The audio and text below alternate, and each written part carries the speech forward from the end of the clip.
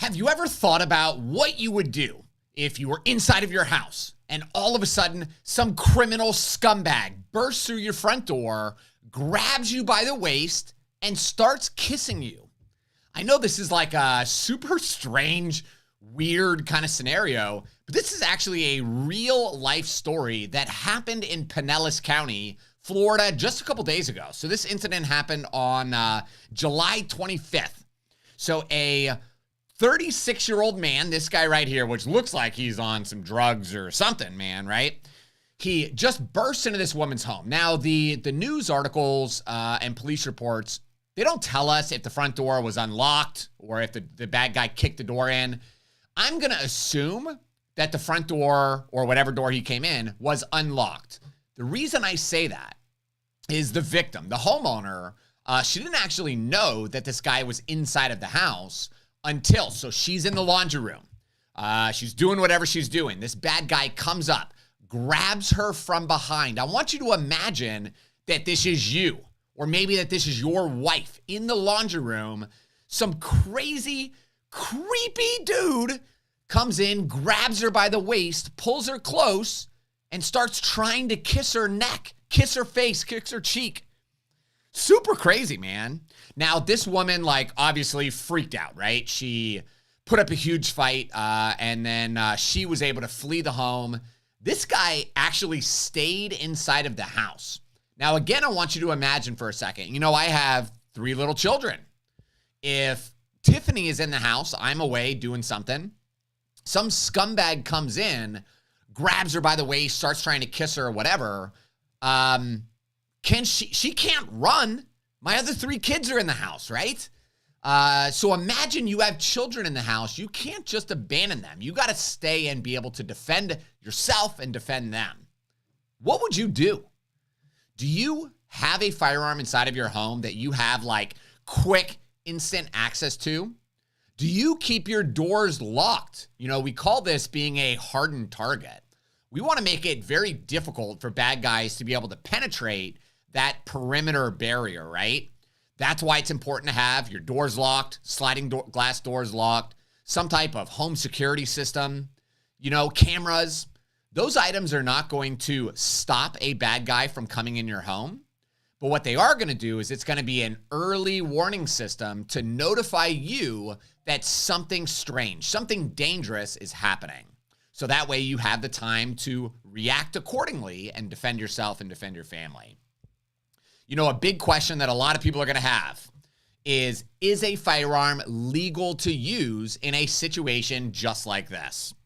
So this would fall underneath what's called the Florida Castle Doctrine law. So here's what the Castle Doctrine says. Florida Statute 776.013, subsection 2, subsection A. The person against whom the defensive force was used or threatened was in the process of unlawfully and forcibly entering or had unlawfully and forcibly entered a dwelling, residence, or occupied vehicle, or that a person had removed or was attempting to remove another against that person's will from the dwelling, residence, or occupied vehicle. So, because this woman, so what's the definition of a residence? A residence is obviously where you live, where you reside.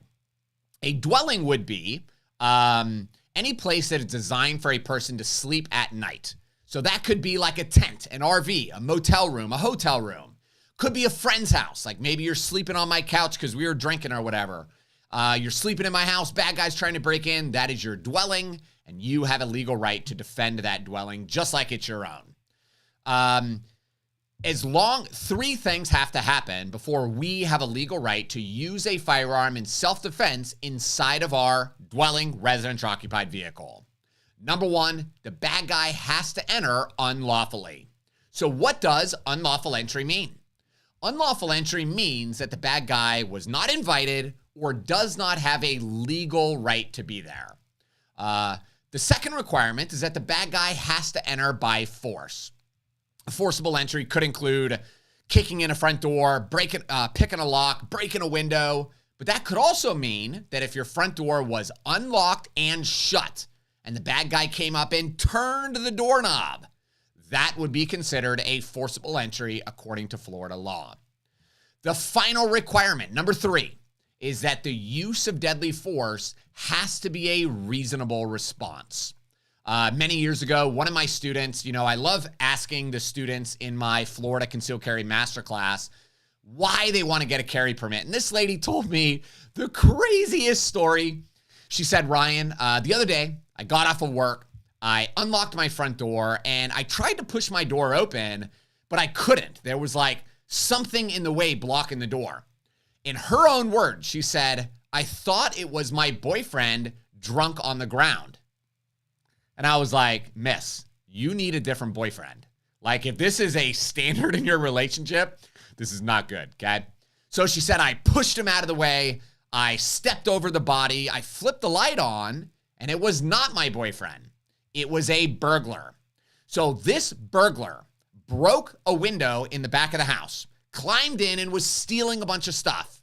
But he was so drunk that he passed out asleep on the floor. So, did this bad guy enter the home unlawfully? Yes, because he did not have a legal right to be there. Did the bad guy enter the home by force? Yes, because he broke a back window. Is the use of deadly force a reasonable response against a person who is asleep on the ground? The answer is no. So even though the first two requirements are met, the final requirement has not been met. This woman made a very good decision. She stepped back over this bad guy's body. She got in her car. She drove to the entrance of her subdivision, dialed 911, and waited for the police. And then the police went to her house and ended up arresting this dude. Stories like this happen a lot. It is very, very scary. In fact, I'll share with you another quick story. One of my students in the class just recently, he said that the reason he wanted to attend the Florida Concealed Carry Masterclass is because someone, a woman, just opened the front door of their house last week. Opened the front door, ran inside, ran down the hallway, went inside of the granddaughter's bedroom, who was like 4 years old, I believe, and locked the door and hid inside the closet inside this little girl's bedroom. So the man in my class, the grandfather, is like, what is happening? He dials 911. The police come. Turns out, and then the police send the dog in and they pull this lady out of the house and arrest her. Turns out this lady had just robbed, I believe it was a Dollar General or something like that. She had robbed a business nearby. She was running from the police and she just opened the door. The door was unlocked, ran in and thought that she could hide inside of this house. So it's super critical that, number one, we know what to do in these kind of situations. You have to have some type of self-defense option. Many people don't think they need a gun until a crazy person runs into your house. But at that point, it's too late. You're unprepared. You're unable to defend yourself and defend your loved ones. We have to take the steps today to make sure that we're really able to protect ourselves and our family.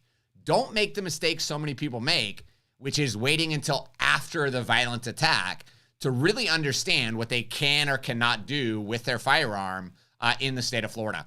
This is why I wrote this awesome book right here, Florida Concealed Carry Law. This is what it looks like. Super amazing. This book is really the secret weapon that's going to help you guys understand what you can do with a firearm in the state of Florida so that you can avoid making a massive mistake and going to prison. Would you guys agree that avoiding prison or jail time is important to you? Put that in the comments below. If avoiding prison is important, please let me know. I think it is because I'm too skinny for it. Yeah, it's gonna be rough for me. So you guys can get a free copy of my book, Florida Concealed Carry Law, just by visiting the URL, and we'll get it shipped out right away. Thanks for watching, sheepdogs, and until next time, keep training and stay safe.